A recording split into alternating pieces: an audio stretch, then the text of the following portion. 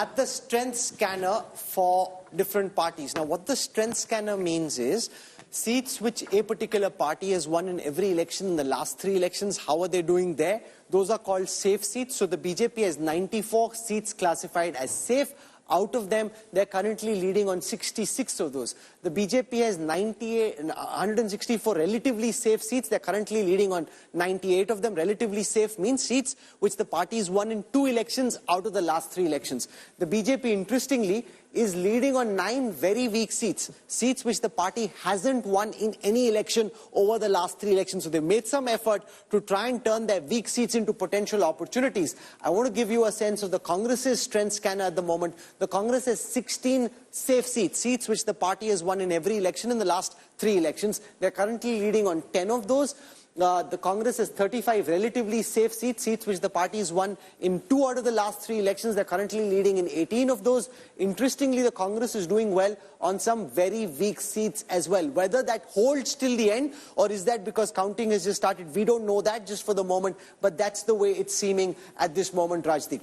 You know, the sense I'm getting from this election is we are seeing a country whose diversity is being reflected. You know, we think of one nation, one leader, one party. Actually, this is a country where different states are showing very, very different trends. If you were look to, you know, if this was an election to take place in a few of the southern states, it presents a very different picture. The moment you turn to the east, again there, northeast presents a very different picture. So let's do that. It presents in a Bengal or an Odisha. Let's spend a moment on the regional breakup. The question whether the BJP is going to cross the magic figure of 272 on its own or not. At present, it looks rather unlikely. What difference does that make? At the end of the day, I've gone into this election with a pre-poll alliance. The president will call me first. I become the prime minister for a third time. How does that change? It changes in a sense because in 2014, 2019, you had a single party majority. So you're looking at whether the BJP crosses 272 on its own.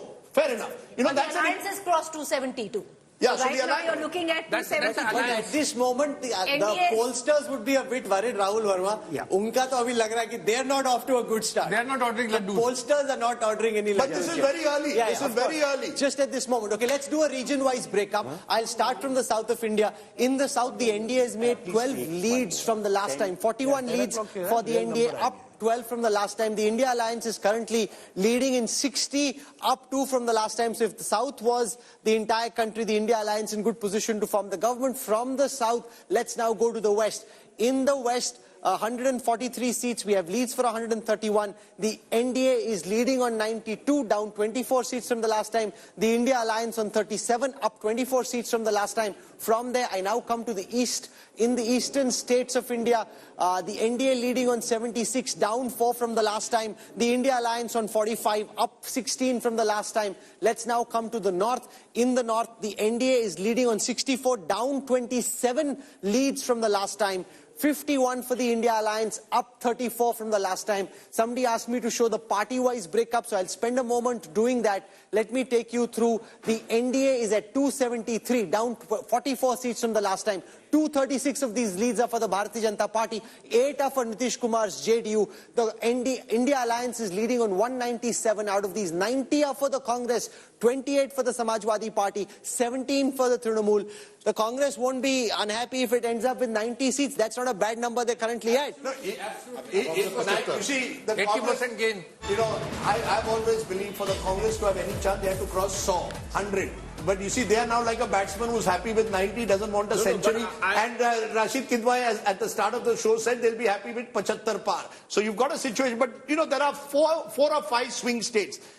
Karnataka swing state, NDA leading in 15, India in 8, others in 1. For the India Alliance, that's a gain of 7 in a state where they won just 1 seat. Let's turn to the second swing state, as I call it, which is Maharashtra. Maharashtra at the moment, NDA leading in 20, India in 16, others in 1. That's 17 down for the NDA. They won 41 out of 48 last time. That's a gain of 7 for the India Alliance. That's swing state number 2. Swing state number 3 is Bihar.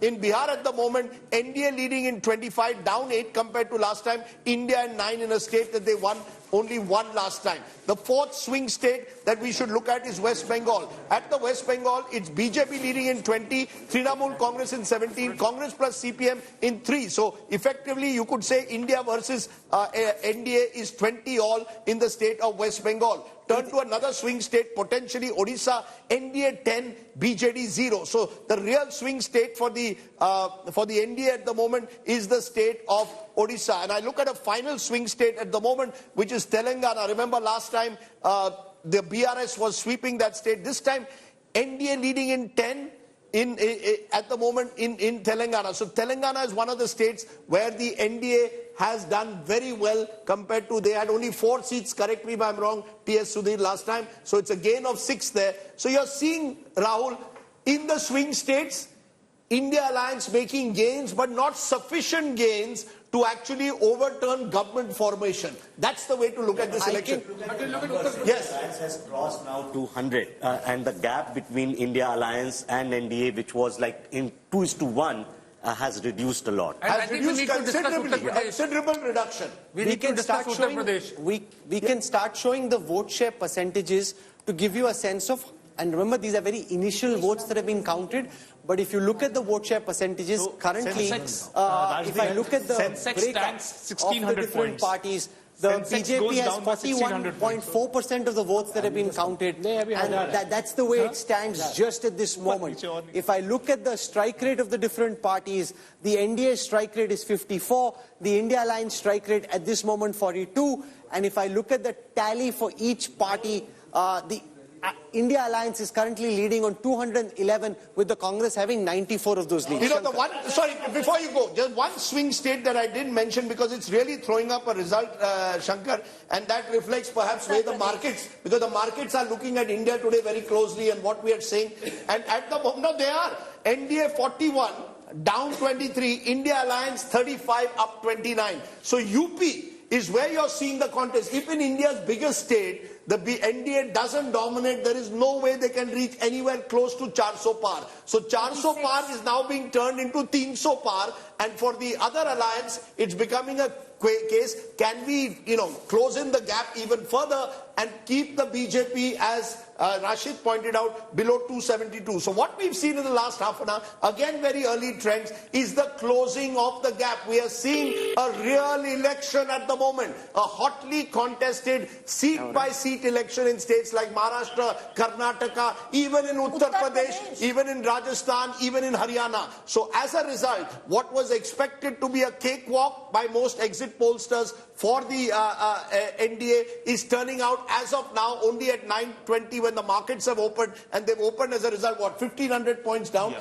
Rajat looking at them very carefully because he obviously does invest in the stocks. No, Rajdeep, even you had also invested enough. You very well. No, I am mutual funds man. Mutual fund. I'm not a stock. I'm not a day trader. As far as, just to give a contrarian view, a fair number of votes have been counted, larger than most post-poll and exit polls, and the trends at this moment are quite different from what the polls are saying. Okay, so if that's the case, there'll be no dancing around. There's another context. Which is what? The equity investments that the opposition has made seem to be paying off better than the fixed deposit that the BJP has made.